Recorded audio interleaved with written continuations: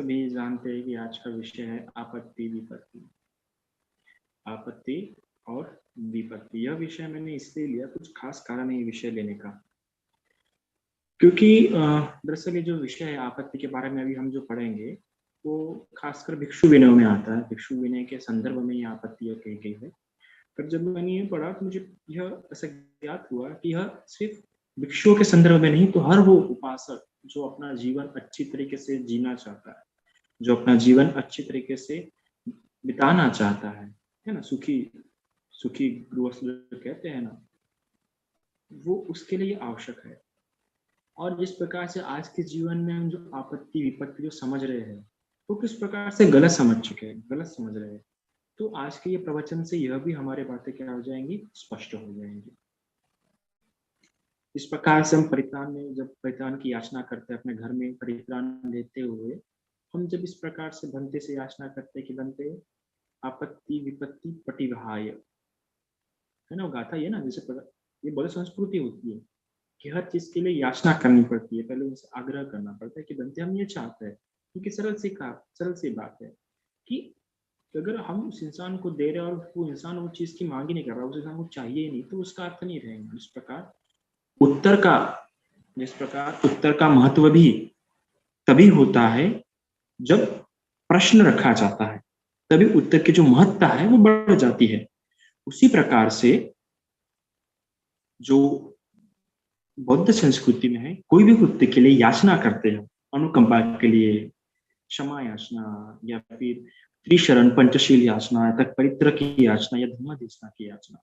इस प्रकार हम कहते भी है ना, संधि पंचशीलम धम्मम याचामि, उसमें धम्म की भी हम याचना करते हैं। तो अगर हम थाईलैंड में देखेंगे तो थाईलैंड में थोड़ी याचना अलग होती है, वहां पे धम्म नहीं होता, सिर्फ तीसरा और पंचशील बोला जाता है, धम्म ये शब्द का उपयोग नहीं। तो हम जब धम्म की याचना करें तो इसलिए फिर हम परित्राण में आपको धम्म ही बताते हैं। तो उसी के साथ परित्राण शुरू करने के पहले हम इस प्रकार से याचना करते हैं कि भंते आपत्ति विपत्ति पटिविहाय, आपत्ति और विपत्ति दूर करने के लिए, आपत्ति और विपत्ति से दूर होने के लिए, हमारे जीवन में जो भी कोई आपत्ति और विपत्ति है उससे दूर होने के लिए हम ये परित्राण की याचना कर रहे हैं। बनते कृपया करके आपत्ति और विपत्ति दूर करने के लिए हमारे यहाँ पे आप परित्राण कीजिए। तो अभी जो बोला जा रहे हैं वहां पे आपत्ति विपत्ति किस संदर्भ में बोल रहे हैं, ये समझने का जरूरी है। ये भगवान बुद्ध के संदर्भ में किस तरह की आपत्ति विपत्ति से दूर करने के लिए भगवान के उपदेश है, ये हमें पता होना चाहिए। क्यों? क्योंकि भगवान का धम्म सुव्याख्यात है। जब भी भगवान को शब्द बोल रहे हैं तो समझ जाओ उसकी व्याख्या किए होंगे, कहीं ना कहीं उसका अर्थ स्पष्ट किए ही होंगे। बिना अर्थ स्पष्ट किए भगवान बुद्ध वो शब्द का उपयोग नहीं करते हैं। भगवान अगर कह रहे हैं कि रक्षा करने के लिए परित्राण है, तो किस तरह की रक्षा वो भी समझने की जरूरत है। भगवान कह रहे हैं कि दुख मुक्ति के लिए मेरा मार्ग है, तो किस तरह का दुख, ये समझने की जरूरत है। भगवान कह रहे हैं कि मेरा ये जो धम्म है विशुद्धि के लिए है, शुद्धि के लिए, तो किस प्रकार की विशुद्धि, किस प्रकार की शुद्धि। भगवान कह रहे हैं कि मेरा धर्म ही एकांतवासियों के लिए, तो किस तरह का एकांतवास।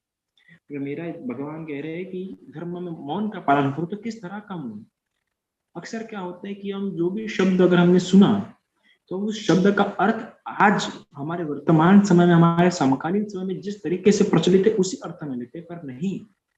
हमें समझना होगा जो हमारे साहित्यिक ऐसे आध्यात्मिक धर्म जो कि इतने उच्च पौधा जो निर्वाण की बातें करता है और उसकी भाषा जो 2500 साल पुरानी है, जब ऐसे धम्म की शिक्षा ग्रहण की जा रही हो और उसमें अगर एक एक शब्द जो भी हम सुन रहे हैं उस एक एक शब्द का गंभीर रूप से अर्थ समझने का प्रयास करना चाहिए हमें। क्योंकि एक एक शब्द बहुत गंभीर गंभीर अर्थ देता है। कि अध्यात्म की बात होती है या मन की बात होती है या तृष्णा की बात होती है। तृष्णाओं की दिशा इतनी है कि हम बता नहीं सकते, है ना। 108 प्रकार की तृष्णा तो बौद्ध साहित्य में वर्णित है, उसके ऊपर 1500 प्रकार के कलेश, तो हम देख सकते हो 108 प्रकार के चित्त, चैतसिक 52 प्रकार के, तो हम देख सकते हैं कि तृष्णा कितने जगह में भागती है, भूत भविष्य वगैरह। तो हमें समझने की जरूरत है कि एक एक शब्द किस अर्थ में इस्तेमाल किया जा रहा है, किस अर्थ में बोला जा रहा है, वरना भगवान की शिक्षा को हम विकृत भी हो सकते हैं। क्यों? क्योंकि भगवान ने भी अपने समय में देखा है, क्योंकि भगवान ने भी अपने समय में, भगवान के समय में भी क्या हुआ देखने को आया है कि जो कुछ कुछ लोग ये शब्दों का अर्थ ही गलत समझ गए। जैसे कि आज हम देखेंगे भगवान शब्द, आज भगवान शब्द जब बोलते हैं भगवान बुद्ध, तो लोग गलत अर्थ समझ लेते हैं। भगवान मतलब इसने पृथ्वी बनाई, दुनिया बनाई, यह भगवान, भगवान बुद्ध को लेके हम भगवान इस अर्थ में इस्तेमाल नहीं करते।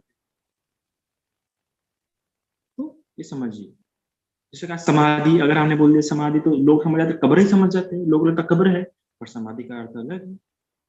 तो ऐसे शब्दों का अर्थ बदल जाते हैं। तो जो हम कह रहे हैं कि बनते हमारी आपत्ति विपत्ति दूर करने के लिए परित्राण कीजिए, तो कौन सी आपत्ति कौन सी विपत्ति है, किस आपत्ति और किस विपत्ति से दूर होने के लिए बुद्ध की उपदेश है। समझ जाओ, मौत सामने में खड़ी है और आप बोल रहे हैं ये विपत्ति नहीं चाहिए, और इसलिए भगवान के आगे आप कुछ कुछ कीजिए, तो भगवान साहब बोलेंगे क्या मैंने आपत्ति विपत्ति इस संदर्भ में कहा था? क्या मैंने तुम्हें इस अर्थ में बोला था कि आपत्ति विपत्ति दूर करोगे? वरना कोई बोलेगा मुझे अमरता कैसे चाहिए वरदान, मुझे मृत्यु नहीं चाहिए। हाँ हाँ, ये समझने की जरूरत है कि आपत्ति विपत्ति क्या है बौद्ध साहित्य में, किस चीज को बौद्ध के दृष्टिकोण में। आवाज प्रॉपर नहीं आई है शायद से मेरी, है ना सालवी जी? हाँ, अप एंड डाउन हो रही है। अप एंड डाउन हो रही है मेरी आवाज, ओके। अब मैं उसके लिए कुछ नहीं कर सकता हूँ, क्योंकि कैसा अगर हवा चलती है तो यहाँ पे अप डाउन होता ही है आवाज। ठीक है। तो बाद में यूट्यूब पे बराबर हो जाएगा ना ये? हाँ हाँ। तो जो कुछ बातें छूटती है तो आप यूट्यूब पे बाद में उसे थोड़ा स्पष्ट कर लीजिएगा, ठीक है? ऐसा मत सोचिए कि कुछ कुछ लोग सोच रहे होंगे अरे यूट्यूब पे सुन लेंगे बाद में, अभी चलो आउट निकल जाते, ऐसा मत सोचिए। क्योंकि कैसा अभी आप धम्म सुनेंगे तो आपको कई सारे प्रश्न उत्पन्न हो सकते हैं, और वो प्रश्न आप मुझसे क्वेश्चन आंसर के सेशन में पूछ सकते हैं, है ना? तो तो आपत्ति विपत्ति के बारे में जानेंगे कि जब हम कह रहे हैं कि जब हम बनते से याचना कर रहे हैं, या जब हम बुद्ध की शिक्षा, अगर हमारे मन में ऐसा विचार है कि इस बुद्ध की शिक्षा से मेरी आपत्ति विपत्ति दूर हो जाए, तो पहले समझते हैं कौन सी आपत्ति विपत्ति बुद्ध कह रहे हैं। तो सबसे पहले हम दो जोड़ियों में देखेंगे आपत्ति विपत्ति, एक तो कर्म के दृष्टिकोण से और दूसरे विपाक के दृष्टिकोण से। मतलब हम जो कर्म कर रहे हैं उसके दृष्टिकोण से क्या आपत्ति है, और हमें जो फल मिलेगा उसके दृष्टिकोण से क्या आपत्ति है, क्या विपत्ति होगी। कर्म के दृष्टिकोण से जो हम कह रहे हैं कि आपत्ति, तो इसका मतलब हमारे कर्मों द्वारा हम अपने स्वभाव से कैसे बदल रहे हैं, हमारा आचार विचार चरित्र या हमारा जीवन कैसा परिवर्तित हो रहा है वर्तमान में, जब हम कह रहे हैं कर्म के संबंधी में विपत्ति। और जब हम कहेंगे विपाक के संबंधी में आपत्ति, तो जो हमें प्राप्त हो रहा है, जो हमें मिल रहा है, उस संदर्भ में हमारे जीवन में कैसे आपत्ति विपत्ति आ रही है, ठीक है? तो जो हमारे जीवन में प्राप्त हो रहा है उसके संदर्भ में आपत्ति विपत्ति, और जो हम अभी कर रहे हैं उसके संदर्भ, उससे जो परिवर्तन आ रहा है वो कैसे हम धीरे धीरे करके गलत मार्ग पे जा रहे हैं, वो हो गया कर्म के संदर्भ में विपत्ति। तो पहले हम कर्म के संदर्भ में जानेंगे क्या होती है विपत्ति। कर्म के संदर्भ में 4 तरह की विपत्तियां बताई गई है। एक सबसे पहले सील विपत्ति, ठीक है? दूसरी आचार विपत्ति, तीसरी दिट्ठी विपत्ति, और चौथी आजीवा विपत्ति। कौन सी? सील विपत्ति, आचार विपत्ति, दिट्ठी विपत्ति और आजीवा विपत्ति। तो ये 4 प्रकार की विपत्तियां होती है। तो सबसे पहले जानेंगे क्या होता है सील विपत्ति। तो जब हम कहते हैं कि सील विपत्ति, तो यह विपत्ति तब हम कह सकते हैं कि जब हमारे शील ठीक प्रकार से पालन नहीं हो रहे हैं। हमें पता है कि हमारे शील कौन से है, जो साधारण गृहस्थ के लिए जो दिए गए हैं, पंचशील दिए गए हैं। तो जब ये पंचशील व्यक्ति से पालन नहीं हो रहे हैं, या जब उसके पंचशील टूट रहे हैं, तो समझ जाइए ये उसकी सील विपत्ति है। इसके द्वारा उसके जीवन में क्या आएगा, उसके जीवन में कुछ ना कुछ नकारात्मक परिवर्तन आ सकता है। जब उसके शील को टूट जाता है, जब वो शीलों को पालन नहीं कर पाता है, या जब वो अपने शील युक्त जीवन से धीरे धीरे दुश्शील की ओर बढ़ते जाता है, तो ये क्या होती है, उसकी शील विपत्ति होती है। जैसे बुद्ध के समय में हमें देखने के लिए मिलता है कि एक भिक्षु था। वो भिक्षु होते हुए उसने ध्यान अवस्थाएं प्राप्त की थी, 4 ध्यान प्राप्त किया था। ध्यान पता नहीं कितना कठिनता से प्राप्त होता है, कितना प्रयास करना पड़ता है। जो ध्यान अंग ऐसे ही प्राप्त नहीं होते, जब तक शील शील से जब इंसान परिशुद्ध हो जाता है, शीलों से परिशुद्ध होने के बाद जब उसकी समाधि एकदम चित्त एकाग्र हो जाता है, चित्त एकाग्र होने के बाद जो 5 तरह के निवरण है, निवरण मतलब बाधा है, जैसे कि आलस्य, काम छंद, द्वेष वगैरह वगैरह, ये 5 प्रकार के जो मन के जो दुर्भावनाएं बताए गए हैं, संस्कार बताए गए हैं, जब वो हट जाते हैं तब उसके उसको वो समाधि प्राप्त होती है, ध्यान अंग प्राप्त होते हैं, वितर्क, विचार, प्रीति, सुख, एकाग्रता, ये ध्यान है। तो ये ध्यान जब उसे प्राप्त होते तो उसके 5 निवरण उस समय के लिए क्या हो जाते हैं, नष्ट हो जाते हैं। और ये 5 ध्यान, ये 4 या 5 ध्यान जब उसको अनुभव होते हैं, जब उसे प्राप्त होते हैं, तो उसको इतना अपार आनंद महसूस होता है, इतनी तीव्र एकाग्रता महसूस होती है कि उसे लगता है कि निब्बान प्राप्त कर लिया, उसे लगता है कि परम सुख प्राप्त कर लिया। कभी कभार लोग लगता है कि ईश्वर के दर्शन हो गए हैं, क्योंकि इतना उसमें उन ध्यानों में इतना सुख होता है, इतना आनंद होता है उस ध्यान में। तो उस भिक्षु ने ऐसे ध्यान प्राप्त किया, पर समय चलते जीवन में कुछ ऐसा हुआ जिसके चलते उसने चिवर छोड़ दिया। देखिए, जैसे जैसे बुद्ध शासन में, समझिए कि जैसे जैसे बुद्ध शासन में शील बढ़ते हैं, तो इस बुद्ध शासन में आपकी पद और प्रतिष्ठा भी बढ़ती है। इस बात को समझिए, मैं फिर से कह रहा हूँ कि जैसे जैसे बुद्ध शासन में आपके शील बढ़ते हैं, शील मतलब पंचशील, अष्टशील, दशशील, ऐसे जो शीलों के जो क्रम बढ़ते हैं, तो उसके कारण से आपके समाज में, मतलब उस बुद्ध शासन में जो क्रम है, जो पद है, जो प्रतिष्ठा है, वो भी बढ़ती है। उदाहरण के लिए कोई पंचशील पालन करने वाला है और कोई अष्टशील पालन करने वाला है, तो पंचशील वाले से श्रेष्ठ कौन माना जाएगा, अष्टशील। पंचशील वाले का कर्तव्य बनता है कि जो अष्टशील पालन करता है उसको आदर दे, आदर के दृष्टिकोण से देखे, गौरव करे उसका, क्योंकि वो अष्टशील पालन कर रहा है, उससे 3 शील ज्यादा पालन कर रहा है। जो अष्टशील वाला है वो 10शील वाले को ज्यादा आदर दे, अपने से बड़ा माने, सब अपने से ज्येष्ठ माने, अपने से श्रेष्ठ माने। तो देखिए, तो जिस प्रकार से मैंने आप विपत्ति के बारे में जान रहे हैं, और विपत्ति किस अर्थ में जान रहे हैं, कर्मों के सिद्धांत में। कर्मों के सिद्धांत में हम क्या जान रहे हैं, विपत्ति जान रहे हैं, मतलब कर्म करते हुए किस प्रकार से हमारे जीवन में आपत्ति आती है, कर्म करते हुए उसी समय वर्तमान में हमारे जीवन में कैसा परिवर्तन आता है, उसको लेके हम चार चार तरह की विपत्तियां बताई है। उसमें सबसे पहली जो विपत्ति है, शील विपत्ति। शील विपत्ति मतलब जब हम शीलों का पालन नहीं कर पाते, या जो हमारा शील युक्त जीवन है वो कैसे टूटते जाता है, हमारे शील कैसे टूटते जाते हैं। और मतलब अच्छे प्रकार से हम शीलवान है, ऐसा नहीं कि हम शीलवान हो गए तो हमेशा शीलवान ही रहेंगे।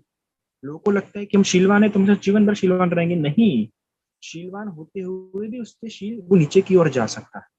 जैसे कि भगवान के समय में ऐसा एक भिक्षु था जिसने भिक्षु होते हुए 4 ध्यान प्राप्त किए थे, 4 या 5 ध्यान प्राप्त किए थे। ध्यान अंग, जो कि मामूली बात नहीं है। ध्यान अंग व्यक्ति को तभी प्राप्त होते हैं जब उसके 5 तरह के निवरण नष्ट हो जाए, जब वो शीलों से विशुद्ध हो जाए, तब उसके बाद उसको क्या होते हैं, ध्यान अंग प्राप्त होते हैं।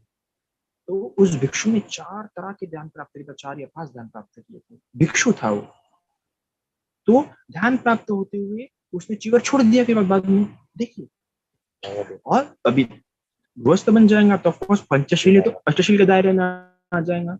और मैंने पहले कहा है कि शीलों का क्रम बढ़ता है, तो इस बुद्ध शासन में आपका क्रम और आपका पद भी बढ़ता है। जैसे पंचशील पालन करने वाले ने अष्टशील पालन करने वाले का आदर करना चाहिए, उसको सम्मान देना चाहिए, क्योंकि वो उसे श्रेष्ठ है, उसे 3 शील ज्यादा पालन कर रहा है। शील ज्यादा होने के कारण उसका त्याग ज्यादा है, शील ज्यादा होने के कारण उसका संवर अच्छा है। याद रखिएगा, अगर शीलों का क्रम बढ़ता है तो संवर का क्रम भी बढ़ता है, जो उसकी संवर शक्ति है वो बढ़ती है, जो उसका त्याग है वो बढ़ जाता है, इसलिए वो ज्यादा आदरणीय हो जाता है। अष्टशील पालन करने वाले ने 10शील वाले का ज्यादा आदर करना चाहिए। जैसे शामनेर, हम शामनेर का इसलिए आदर करते हैं कि उससे 2 शील ज्यादा है। तो इसी प्रकार शील बढ़े तो उसका कद भी बढ़ जाता है। अब यहाँ पे प्रश्न आ सकता है कि भिक्षुओं के तो 227 पातिमों पे और भिक्षुनियों को 311 पातिमों पे, तो क्या भिक्षुनियां श्रेष्ठ हो जाती है? ऐसा नहीं है, वो पातिमोख है, वो शील हम उसे नहीं कह सकते परफेक्ट। तो ये शील बढ़ गए तो आदर का बढ़ता है। तो हम देखते हैं कि वो जो भिक्षु जिसने ध्यानंग प्राप्त किया था, समाधि में सोचो उसको कितना वैराग्य चित्त होगा, वो कितना शीलों में परिपूर्ण होगा जो उसने ध्यान अंग प्राप्त किया होगा। पर फिर भी क्या होता है, वो गृहस्थ बन जाता है। और गृहस्थ बन जाते एक बार उसमें चोरी का आरोप लग जाता है और उसको पकड़ लिया जाता है, आरोप लगता है। ठीक है। तो ये क्या हो जाता है, उस पर आरोप लग गया। तो देखो वो इतने अच्छे शीलों का पालन करने वाले उस क्रम आ गया। तो इस प्रकार से जब वो नीचे की ओर जाता है, जब वो जो पहले कभी जो अष्टशील पालन करता था, अब फिर से पंचशील पे आ गया, अब वो एक बार भी उपवास नहीं रखता है, तो समझ जाओ कि शील उसकी शील विपत्ति है। और शील विपत्ति आ गई, इसका मतलब समझिए कि उसके जीवन में आने वाले समय में दुख भी वैसा ही आएगा, उसके जीवन में परिवर्तन भी वैसे, क्योंकि वो ऊपर जाना चाहिए, ऊपर की ओर जाना चाहिए, तो नीचे की ओर आ रहा है। ऐसे कई बार हमें देखने के लिए मिलता है कि लोग कहते हैं कि पहले मैं पाशा पालन करती थी, पर अब पालन नहीं होता है। अरे ये तो उल्टा हो गया क्रम, आपने तो और आगे बढ़ना चाहिए। इस प्रकार अगर कोई बुद्ध शासन में सोतापति अवस्था प्राप्त करता है, तो वो सकृदागामी अवस्था के लिए प्रयत्न करता है। जिसने सकृदागामी अवस्था प्राप्त किया है वो अनागामी अवस्था के लिए प्रयत्न करता है, जिसने अनागामी अवस्था प्राप्त किया है वो अरहंत अवस्था के लिए प्रयत्न करता है। तो मतलब, और यह जो ये लोग हमेशा आगे बढ़ जाते हैं। जैसे कि आप अगर धर्म के स्रोत में आ गए, सोतापत्ति आ गए, तो कभी पीछे नहीं होते, हमेशा आप आगे की ओर ही बढ़ते। स्रोत से कभी आप बाहर आ ही नहीं सकते, वो स्रोत कभी नीचे की ओर लेके जा ही नहीं सकता, वो स्रोत है, वो आगे की ओर ही जाएंगे। तो उसी प्रकार शील संपत्ति और शील विपत्ति, तो वो शील विपत्ति कही जाएंगी जब उसके शील क्या जा रहे हैं, नीचे की ओर जा रहे हैं। अष्टशील पालन करने वाला पंचशील पालन कर रहा है। इसके पहले अच्छी प्रकार से पंचशील पालन होते थे, अब पंचशील में से सिर्फ एक दो शील पालन नहीं हो रहे, तो ये क्या कहलाएंगे, उसकी शील विपत्ति है। और अगर शील विपत्ति आ गई, समझिए उसके जीवन में भी विपत्ति आएंगी। उसके जीवन में भी कौन सी, मतलब उसका आप सोचिए ना, शील पालन करने के लिए मनोबल चाहिए, शील पालन करने के लिए त्याग चाहिए, शील पालन करने के लिए संयम चाहिए। और अगर वो शील पालन नहीं कर पा रहा, तो संयम नहीं है, उसका संयम नीचे की ओर जा रहा है, उसका त्याग नीचे की ओर जा रहा है, उसका जो बल है, मनोबल है, वो नीचे की ओर जा रहा है, और इस प्रकार से उसकी हानि होगी। फिर इसके बाद ये सबसे पहले शील विपत्ति, फिर उसके बाद है आचार विपत्ति। अभी शील और आचार थोड़ा कंफ्यूज सकते हैं कि शील और आचार में कैसे अंतर है। शील मतलब क्या हो जाता है, एक सेट हो जाता है कि उसको ये नियम है, ये नियम, ये जो नियम है उसके जीवन में उसे टूटने नहीं देना है। लेकिन आचार क्या हो जाता है, व्यवहार भी आ जाता है।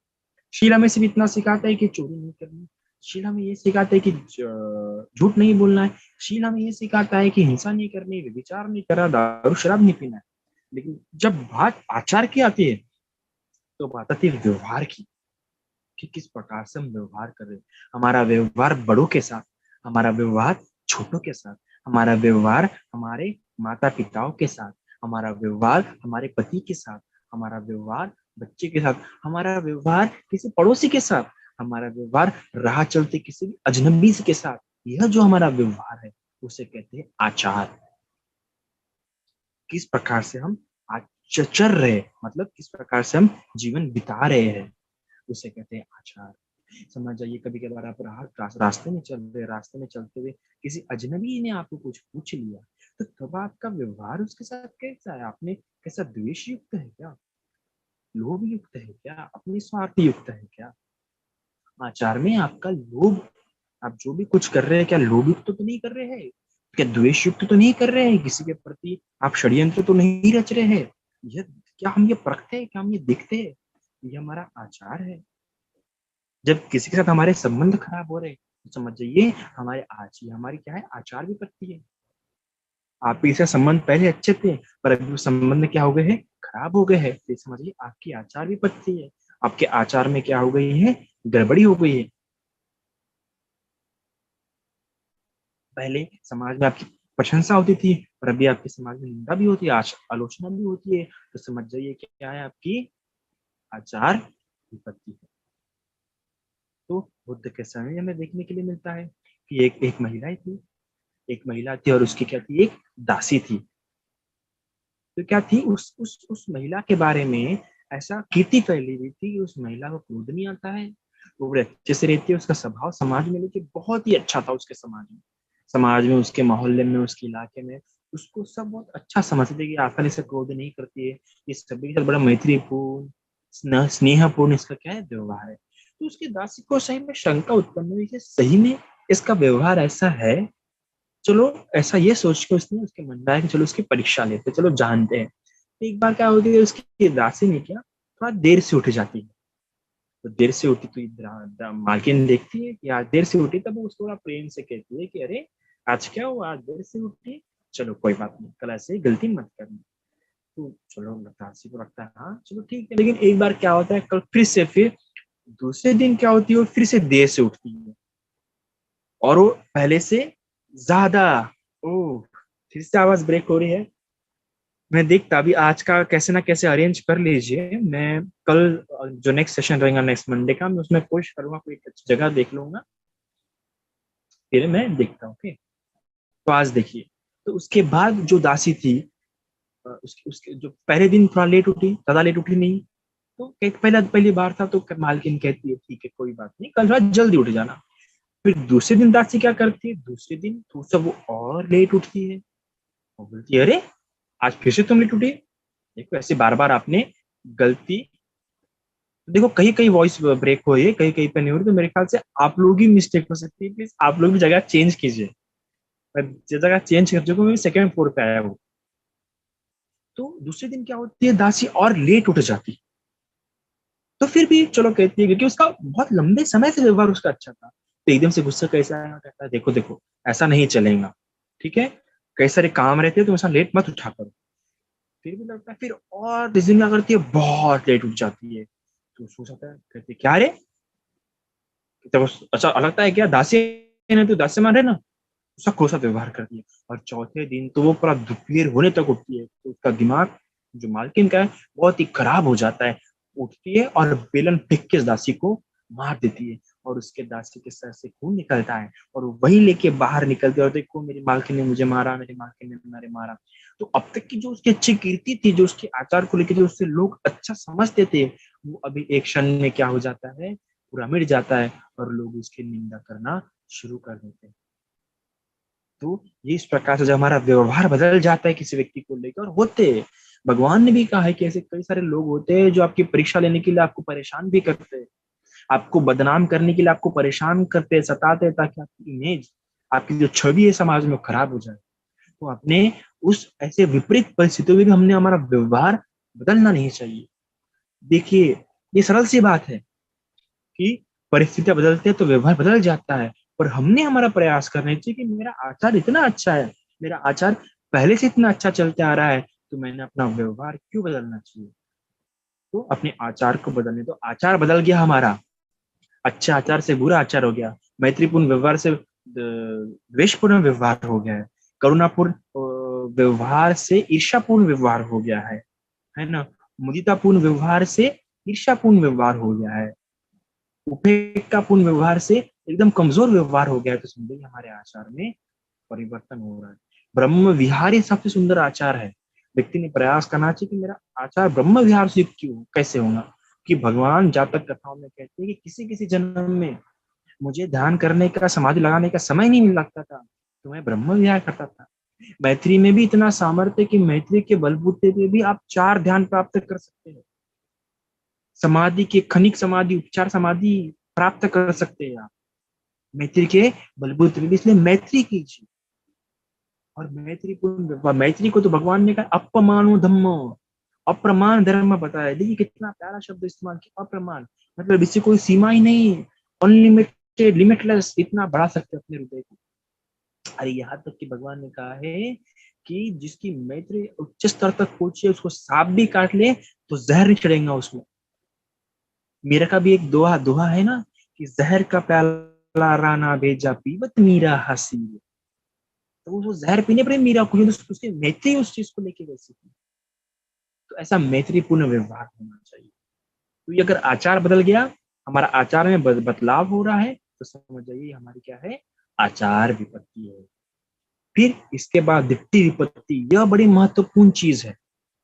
इस चीज को समझिए, ये बहुत ही चीज है। क्योंकि देखिए शील अगर टूट रहे हैं, तो समय आने पे हम शील कर सकते हैं, शुद्ध कर सकते हैं, क्षमा याचना करके, थोड़ा तप करके, थोड़ा सा प्रयास करके, मन को नियंत्रित करके हम शील फिर से हो सकते हैं। शील शुद्धि का कारण है, शील शुद्धि के लिए मार्ग है। आचार बिगड़ रहा है तो हम आचार सुधर सकते हैं, आचार में परिवर्तन ला सकते हैं। लेकिन दिट्ठी बिगड़ गई, दिट्ठी बिगड़ी तो आपका आचार और आपकी शील दोनों बिगड़ने ही बिगड़ने हैं, और निर्वाण का रास्ता भी फिर रुक जाना है। निर्वाण का रास्ता रुक गया अगर आपकी दिट्ठी बिगड़ गई, आपकी दिट्ठी में परिवर्तन हो रहा है, तो आपका निर्वाण का रास्ता ही रुक जाए, समझ जाइए बात।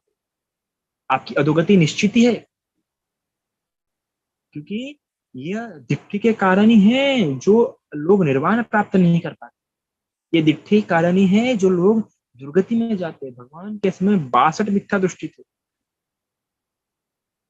62 मिथ्या दृष्टि, ये भगवान के समय से दिट्ठी समझिए। ये दिट्ठी को भगवान ने कहा ये ब्रह्म जाल है, ये अर्थ जाल है, ये मरुभूमि है, ये कांटा है, ये कांतार है, ये फांसा है। जिस प्रकार में पैर में अगर कोई कांटा फंस जाए तो पीड़ा देता है, उसी प्रकार दिट्ठी भी पीड़ा देने के लिए पीड़ा देती है, पैर में फंसे हुए कांटे की तरह। जिस प्रकार व्यक्ति रेगिस्तान में मरुभूमि में फंस जाता है और कई बार उससे पानी का मिराज दिखता है, भ्रम होता है कि यह पानी है, वो पानी नहीं रहता है, और रेगिस्तान में भड़कते रहता है पानी के चक्कर में, प्यासा रहता है। उसी प्रकार दृष्टि ऐसा जंजाल है, हमेशा प्यासा के रूप में भड़कते रहता है। वो पासा है, जिस प्रकार मछलियां मछुआर के फांसे में फंस जाती है उसी प्रकार, और निकलना फिर बड़ा मुश्किल हो जाता है। उसी प्रकार कोई दृष्टि में अटक गया, किसी की दृष्टिकोण बन गया, परसेप्शन बन गया, तो फिर वहां से निकलना कठिन हो जाता है। शीलवान इंसान भी नहीं निकल पाता दृष्टि के फांसे में से, समाधिवान इंसान भी निकल नहीं पाता दृष्टि के फांसे में से। अरे व्यक्ति 8 ध्यान प्राप्त करने वाले, सोचिए उद्दक रामपुत्र, अल्लाह कलाम, 8 ध्यान प्राप्त करके थे, पर फिर वे निर्वाण प्राप्त नहीं कर सके, कि दृष्टि मिथ्या थी। सोचे कितने शीलवान होंगे वो। ये शील तो भगवान के पहले की शिक्षा पहले भी मौजूद थे, भगवान की शिक्षा के पहले भी मौजूद थे। आचार तो भगवान के पहले भी कई सारे लोगों का अच्छा था, संतों का, लेकिन दृष्टि जो भगवान ने दी वही दृष्टि निर्वाण, ये दृष्टि है जो आपको निर्वाण की ओर लेके जाए। दृष्टि बिगड़ी तो शील और आचार तो परिवर्तन होंगे ही होंगे, इसलिए दृष्टि बड़ी महत्वपूर्ण होती है, याद रखिएगा। हम देखते हैं कि अंगुलीमाल कितना पापी था, कितना उसने पाप किया, कितने लोगों का खून किया, पर फिर भी देखो एक उपदेश में स्वतापति हो गया। क्यों? क्योंकि दृष्टि मिथ्या नहीं थी। भले शील उसके दुष्शील होंगे, भले आचार उससे गलत होंगे, और दृष्टि थी, दृष्टि के आधार पर उसने क्या कर लिया, अपना निब्बान काट लिया, निब्बान में स्वतापति अवस्था को प्राप्त कर लिया। तो दिट्ठी, तो दिट्ठिया तो 62 रूप से है। दिट्ठी के लिए अलग सेशन लेना चाहिए और दिट्ठी समझना भी चाहिए। तो दिट्ठी को हम अभी सरल अर्थ में समझने का प्रयास करेंगे। दिट्ठी मतलब होता है दृष्टिकोण, देखने का नजरिया। तो जब कोई व्यक्ति इस प्रकार से देखता है अनित्य, जिस प्रकार कोई व्यक्ति नित्य देखता है किसी चीज को, या किसी चीज को नित्य मानता है, नित्य के रूप में उसका आकलन करता है, या किसी वस्तु को मानता है कि मैं हूँ, मेरा अस्तित्व है ना, या मेरे अंदर कोई आत्मा है जो नित्य है, शाश्वत है, ध्रुव है, या ये संसार नित्य है, हमेशा टिका रहेगा। मतलब नित्यता किसी भी चीज को, जो चीज उत्पन्न हुई है, जिस जिसका भी अस्तित्व है निब्बान छोड़ के, ठीक है, तो ऐसा नित्य मानना मतलब वो मिथ्या दृष्टि में फंस रहा है। क्या फंस रहा है वो? मिथ्या दृष्टि में वो फंसते जा रहा है। ऐसा मानना कि यही है जो है, सब कुछ है, ये क्या है? मिथ्या दृष्टि है। मेरे अंदर आत्मा है, ऐसा मानना भी मिथ्या दृष्टि है।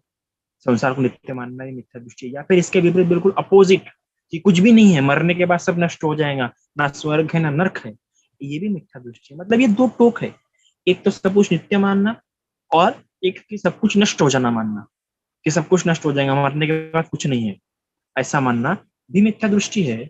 और ऐसा मानना ही मिथ्या दृष्टि है कि मरने के बाद आत्मा ही यहाँ से संसार में करती है। ये दोनों दृष्टिकोण भगवान दोनों का विरोध करते हुए मध्यम मार्ग देते हैं, जो मन, नाम और रूप, मतलब मन और शरीर सिखाते हैं। और इस मन और शरीर का क्या लक्षण बताते हैं भगवान बुद्ध? की अनित्य है, क्षण प्रतिक्षण नष्ट होते रहते हैं, एक दूसरे का आधार लेके उत्पन्न होते हैं। तो ये दृष्टि है।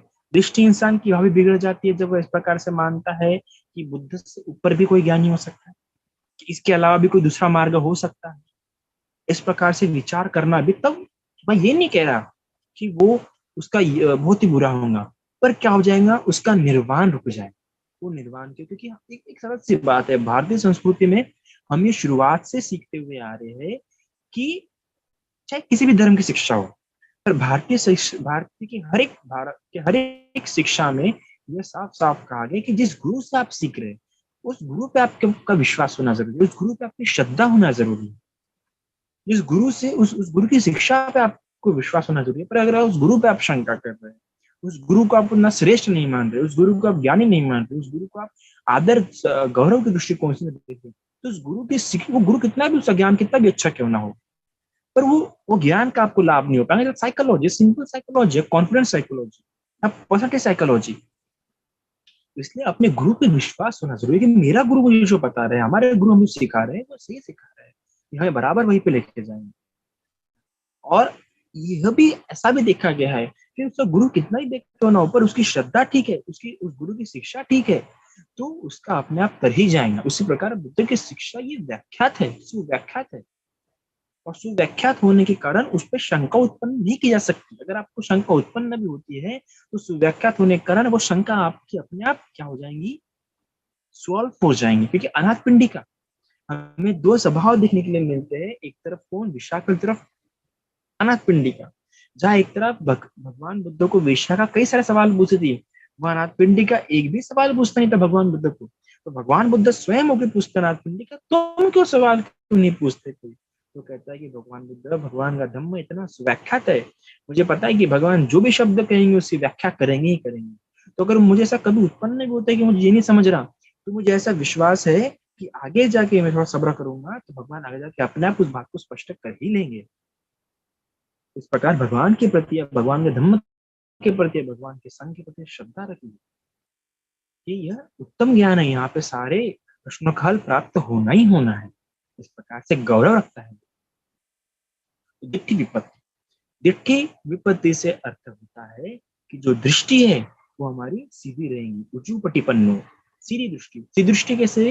ये संसार में जिस चीज को भी मैं देख रहा हूँ, ये हर चीज एक ना एक दिन नष्ट हो जाएंगी, हर चीज मुझसे एक ना एक दिन दूर हो जाएंगी। और क्योंकि ये सब अनित्य है, ये हर एक चीज जिससे मैं दिख रहा हूँ, ये हर एक चीज मेरे जीवन में दुख निर्माण कर सकते हैं, और दुख निर्माण करती भी है।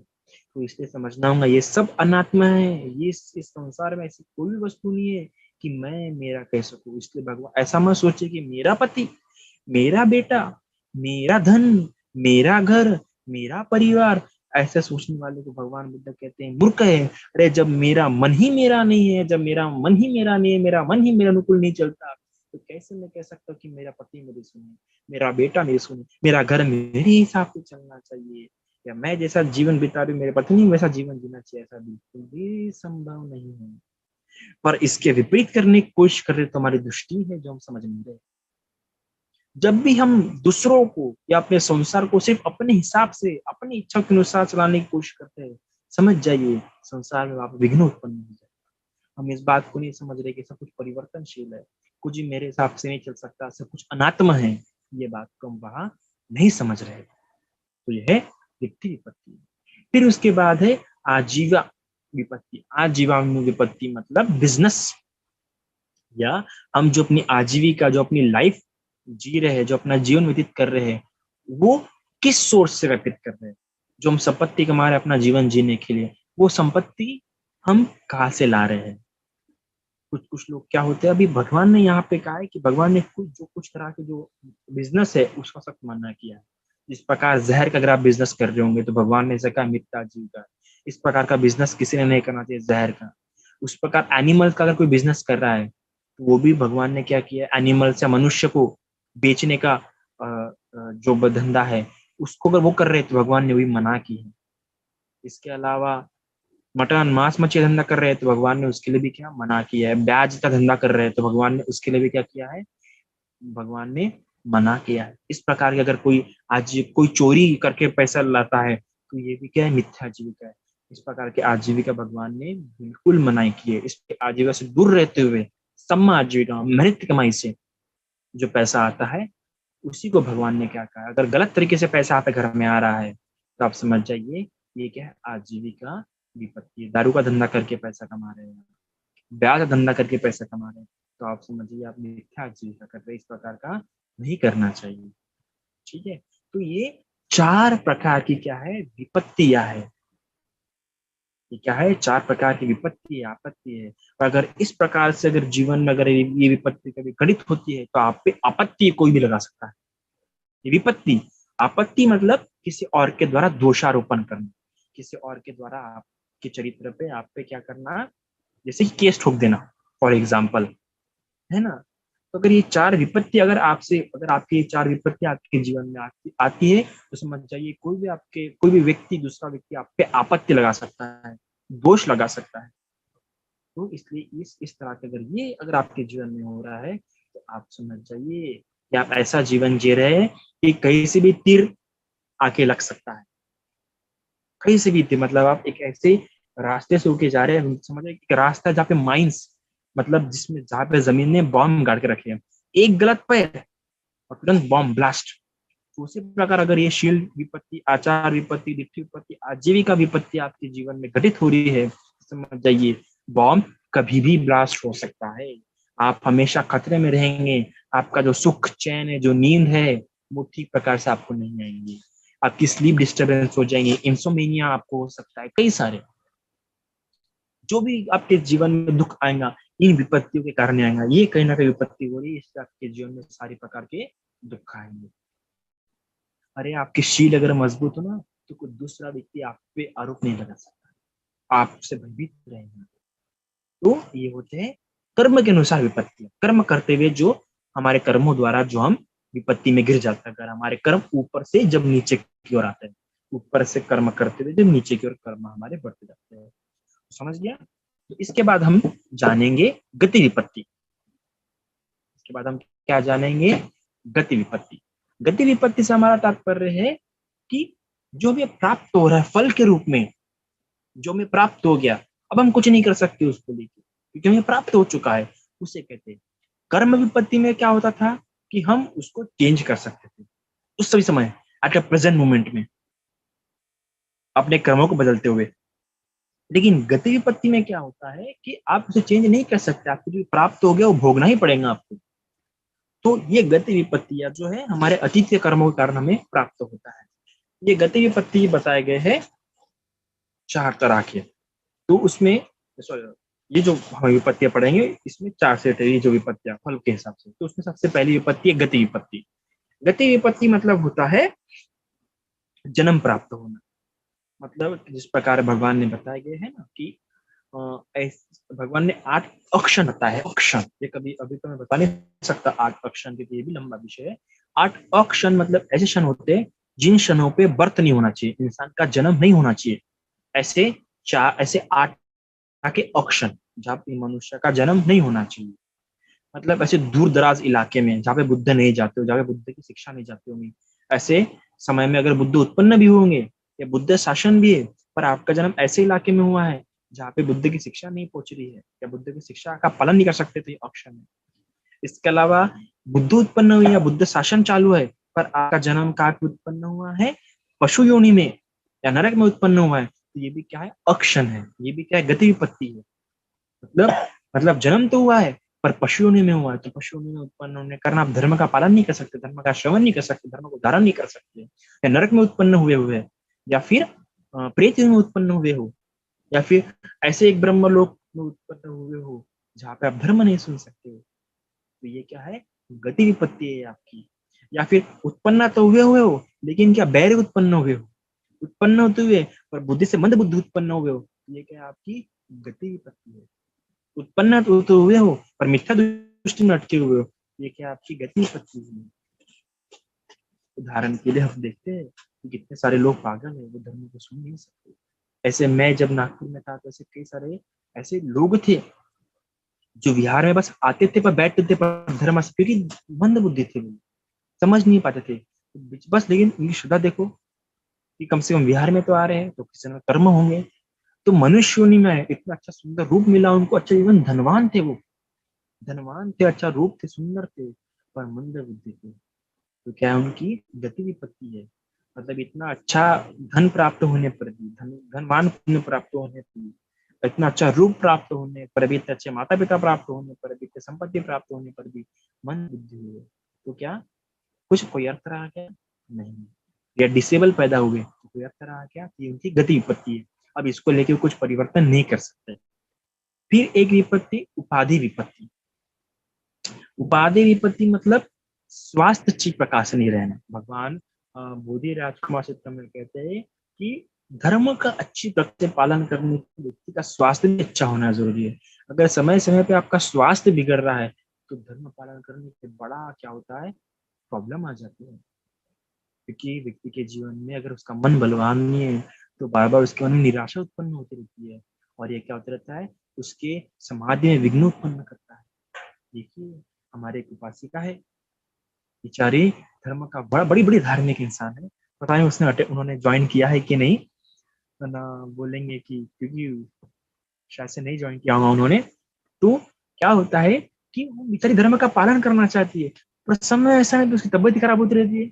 जब भी उसको जो पूर्णिमा आती है तो सोचता है कि मैं शील पालन करना चाहिए, पर पूर्णिमा के समय में उसी क्या हो जाती है, तबीयत खराब हो जाती है, तो शील का पालन नहीं कर पाती है ना।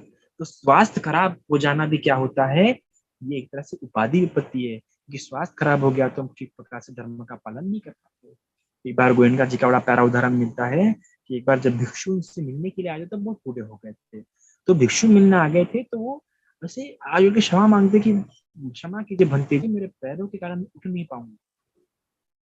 तो देखो श्रद्धा वहां पर देखने के लिए मिली। तो कई बार ऐसा होता है कि स्वास्थ्य ठीक ना होने के कारण हमें क्या होता है, या कई बार कोई हमेशा बीमार रहता है, लकवा मार जाना, तो लकवा मार जाने के कारण वो बिस्तर पर पड़ा रहता है, धर्म का पालन नहीं कर पाता है, धर्म का आचरण नहीं कर पाएगा, शिव का पालन नहीं कर पाएगा, विहार नहीं जा पाएगा, वंदन नहीं कर पाएगा। तो ये होती है उपाधि विपत्ति। फिर उसका होता है काल विपत्ति, मतलब अनफेवरेबल टाइम, मतलब ऐसा समय आ जाना कि जब हम पालन नहीं कर पा रहे। अनफेवरेबल टाइम मतलब समझ जाइए, भिक्षु अगर आ गया पर तभी आप क्या जा रहे, बाहर जा रहे, तुरंत आप अपना आपकी ट्रेन मिस हो जाएंगी, तो क्या हो जाएंगी, मतलब पुण्य करने का अवसर आया पर आपका समय देखो ऐसा है कि आप पुण्य नहीं कर पा रहे हैं, तो ये क्या हो जाती है, काल विपत्ति, है ना। या फिर ऐसा ऐसा मतलब एकदम समझिए, अगर आप ऐसा समय आ जाना तो सब कुछ अच्छा अच्छा है, पर समझिए जैसे कि लॉकडाउन, लॉकडाउन भी क्या थी, एक काल विपत्ति थी, है ना। तो ये होता है काल विपत्ति। और फिर चौथा होता है प्रयोग विपत्ति। प्रयोग विपत्ति मतलब आप काफी प्रयास करते हैं कोई चीज प्राप्त करने के लिए, पर आप वो प्रयास क्या होते हैं, ठीक प्रकार से कर नहीं पाते हैं। प्रयास करते समय क्या आते हैं, कई सारे अड़चने आ जाती है, तो मुसीबतें संकट आ जाती है, तो उसे कहते हैं प्रयोग विपत्ति। तो ये होते हैं चार तरह के फल के विपत्ति होते हैं।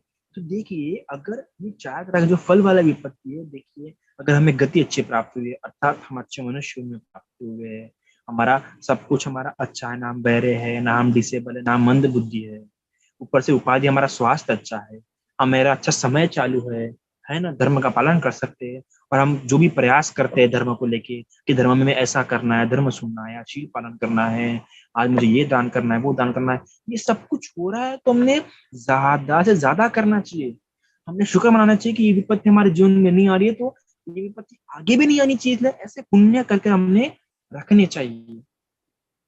तो जिस प्रकार हम अपने गलत समय के लिए पैसा जमा करके रखते हैं, अगर हमने उसी प्रकार पुण्य जमा करके रखा है तो हमारे जीवन में क्या होगा कि संकट हाले हाले आएंगे नहीं। तो इस प्रकार से तो जब हम कहते हैं कि भंते को कि भंते मेरे जीवन में कोई आपत्ति विपत्ति ना आए, इसके परित्राण कीजिए, तो हम इस तरह की विपत्ति नहीं चाहते, इस तरह की हम आपत्ति नहीं चाहते, तो उसके लिए फिर भंते उपदेश देते हैं, और उपदेशों से हमें प्रेरणा मिलती है कि हम धर्म का धारण करें, धर्म का पालन करें। तो आशा करता है आप समझे होंगे। एक बार मैं फिर से आपको याद देता हूँ रिमाइंड कराने के लिए, एक पढ़े हमने कर्म विपत्ति और दूसरा फल विपत्ति। ऐसी विपत्तियां जो कर्म द्वारा आती है, तो कौन सी है वो, शील की विपत्ति, मतलब शील का टूटना, है ना, नीचे की ओर जाना। दूसरी आचार विपत्ति, मतलब स्वभाव का बदलाव होना, स्वभाव में चेंजेस होना, सकारात्मक से नकारात्मक स्वभाव आना। तीसरा दीप्ति विपत्ति, मतलब दृष्टिकोण में बदलाव आना। और चौथा आजीविका विपत्ति, मतलब पैसा गलत तरीके से कमाना शुरू करना, ये होती है कर्म द्वारा विपत्ति। फल द्वारा गति, फल द्वारा विपत्ति मतलब गति विपत्ति, मतलब गलत जगह पे गलत स्थान पे पैदा हो जाना, गलत डिसेबल पैदा हो जाना। उपाधि विपत्ति मतलब स्वास्थ्य ठीक ना रहना या हमें स्वास्थ्य बिगड़ते रहना। काल विपत्ति मतलब बुरा समय चालू हो जाना, जैसे कि लॉकडाउन या फिर गलत समय। और प्रयोग विपत्ति मतलब जो भी हम प्रयास कर रहे हैं वो प्रयास सक्सेस नहीं होना, ये होती है प्रयोग विपत्ति। तो इस प्रकार से 8 तरह के क्या होती है, विपत्तियां होते हैं। ठीक है, तो आशा करता है आपको समझा होगा। इतना आज के लिए काफी है। साधु साधु साधु।